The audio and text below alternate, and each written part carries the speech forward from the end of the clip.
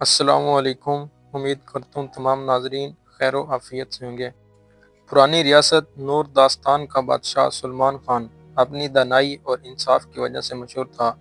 لوگ کہتے تھے کہ وہ جس فیصلے پر ہاتھ رکھ دے اس میں اللہ کی برکت شامل ہو جاتی ہے، لیکن بڑھاپے میں بادشاہ کو ایک فکر تھی، میری سلطنت کا وارث کون ہوگا؟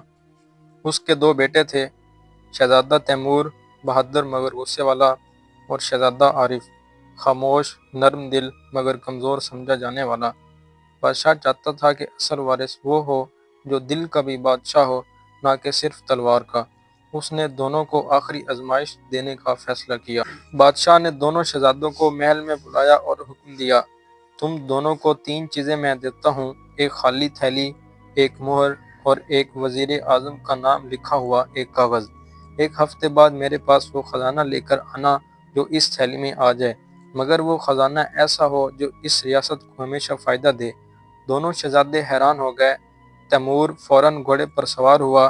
وہ بازار میں گیا، تاجروں سے ملا، قافلوں تک پہنچا، کہیں سونے کے سکے خریدے، کہیں چاندی کے برتن، کہیں قیمتی پتھر۔ وہ سوچتا رہا، باپ کو خزانہ چاہیے نا، میں ساری تھیلی سونے سے بھر دوں گا۔ 7 دن بعد اس کی تھیلی چمک رہی تھی، پوری بھری ہوئی، لیکن وہ خزانہ صرف دولت تھا۔ شہزادہ عارف نے تھیلی لی اور شہر کی گلیوں میں نکل گیا۔ وہ غریبوں، مزدوروں، یتیم خانوں اور کسانوں سے ملا۔ انہوں نے کہا، بادشاہ نے تو ہمیں کبھی نہیں بلایا، مگر آج کل فصلیں کم ہو رہی ہیں، پانی کے چشمے خشک ہو رہے ہیں، ہمارے بچوں کی پڑھائی رک گئی ہے۔ عارف نے سوچا، اگر یہ مسائل نہ رہے تو ریاست کو سب سے بڑا خزانہ مل جائے گا، امن و خوشحالی۔ وہ دن بھر لوگوں سے باتیں کرتا رہا۔ تیمور کی طرح اس نے سونا چاندی نہیں خریدا۔ 7ویں دن اس کی تھیلی خالی تھی، بس اندر ایک کاغذ تھا۔ دونوں شہزادے بادشاہ کے سامنے آئے۔ تیمور نے فخر سے تھیلی کھولی، سونا چاندی چمکنے لگا، وزیروں نے تالیاں بجائیں۔ پھر بادشاہ نے عارف کی خالی تھیلی مانگی، سب ہنسنے لگے۔ وزیر بولا، یہ تو کچھ لایا ہی نہیں، کیسے بنے گا وارث؟ بادشاہ نے تھیلی سے وہ کاغذ نکالا اور پڑھا۔ لکھا ہوا تھا، میرے بادشاہ، ریاست کا سب سے بڑا خزانہ لوگوں کی خوشی اور ان کی ضرورتوں کا حل ہے۔ میں نے سونا نہیں لایا، میں نے ریاست کے 300 کنویں کھدوائے ہیں، 7 سکول کی مرمت کروائی ہے اور 40 غریب خاندانوں کے لیے کھانے اور کپڑے کا بندوبست کیا ہے۔